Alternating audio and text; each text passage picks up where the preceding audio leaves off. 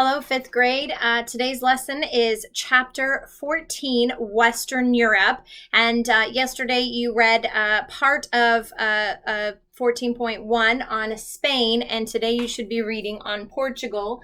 And these are the total pages of 223 to 231. I was supposed to provide you with these notes yesterday. I apologize for that, but let's go ahead and do a recap of these two. So one, I want you to remember that Europe is the birthplace of Western civilization, okay? And then there were laws and forms of government that we have in the modern world now that actually came from the European civilizations of Greece and Rome, okay? And the traditions of right and wrong, though, those came from Israel, okay? So a lot of what went on in Europe has now influenced what we do in modern world, but also in modern world America, okay? Now, before the 20th century, Europe was divided into a communist Eastern Europe and the free Western Europe. So today we're going to talk about the Western Europe and tomorrow Eastern Europe. Okay. So Western Europe countries have had two types of government, okay? And that is either the constitutional monarchy or the republic, okay? So let's break it down into Spain. Now, Spain's, sorry, I'm choking. Okay. Spain has a capital city of Madrid. Okay. It is a constitutional monarchy. It is on the Iberian Peninsula. It is the largest country in Southern Europe. It is located in Southern Europe. South of the city of Seville is a huge swamp called the Tidelands. Okay. Now, most of Spain has plateau highlands and a very big mountain top at the top part that connects Spain to Europe is the Pyrenees Mountains. Okay. And most of Spain is covered three sides with water, okay, and then the top part is connected to Europe, and that's where the mountains are. Now, Spain has a temperate zone temperature, which means it's kind of like moderate, okay. There's not a lot of rain in certain areas, so sometimes there is a lot of dry land, okay. Sometimes there's a flood zone where they go ahead and do some crops, but once there is no rain, then that dries all up, and then they use it for raising bulls in that area. Let's see. There's no real farming too much in Spain because of the dry climate and there's not a lot of rain, but they do farm oranges. Okay. They are the leading fish. They fish a lot and they produce a lot of fish because of the availability to the ocean, okay? They are the leading producer of ships, meaning making ships, that's Spain. They speak Spanish in Spain, and the religion is Roman Catholicism, okay? Catholicism, okay. Their two main sports that they love and thrive on in Spain is soccer and bullfighting, okay? And that's where we get a matador, which is a bullfighter, okay? There have been a lot of painters and art that has come and derived from Spain. There is a great museum in Spain, and there's actually the second largest cathedral church in Spain. And at one point, Spain's exploration into the New World ended up leading a few things. Let's see. That would be the leading of the Golden Age, which was when Spain ended up exploring into America, finding that America had gold, and then sending that gold back to Spain so they could become a wealthy nation. And that was called the Golden Age. Spain became weaker actually after England started exploring and when Queen Victoria went ahead. Was it Queen Victoria or Queen Elizabeth? Hold on, I just drew a blank. Who was it? Think about it. Who was it that defeated the Spanish Armada? It was, I'm drawing a blank. It was Queen, was it Elizabeth? Oh my goodness, I'm drawing a blank.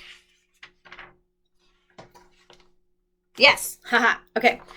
Queen Elizabeth. I know you guys got it. I don't got it. And my brain is like all over the place. Okay. So, yes, laugh at me. Okay.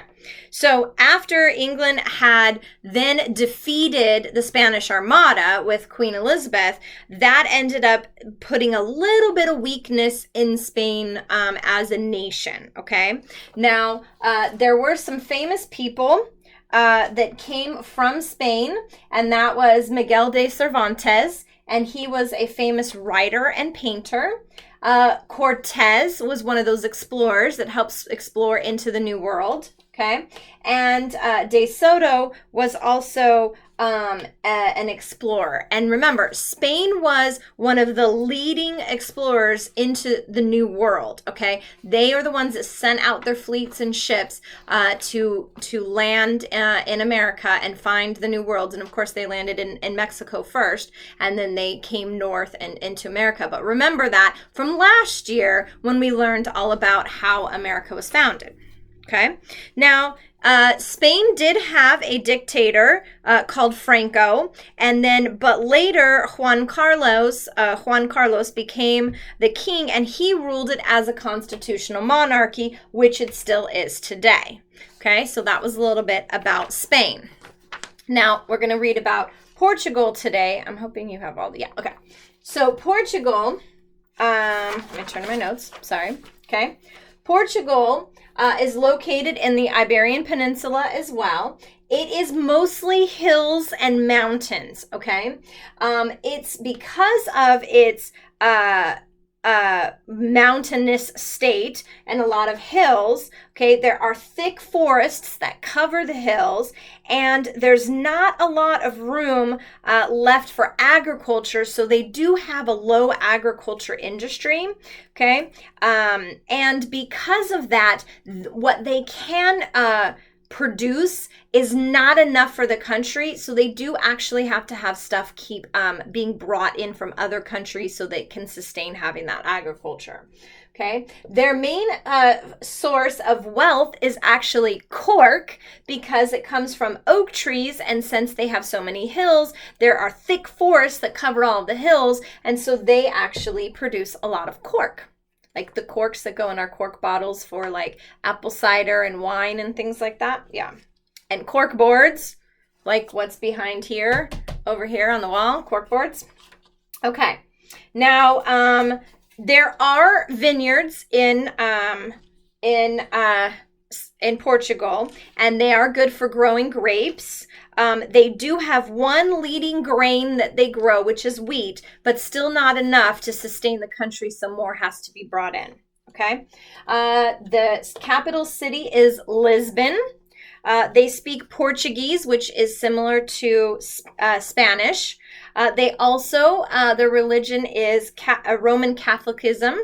They do have a good industry for exporting of fish, because they also are located on the Iberian Peninsula, so they have access to the ocean, so they do export, and there's a lot of fishing industry going on where they ship fish out.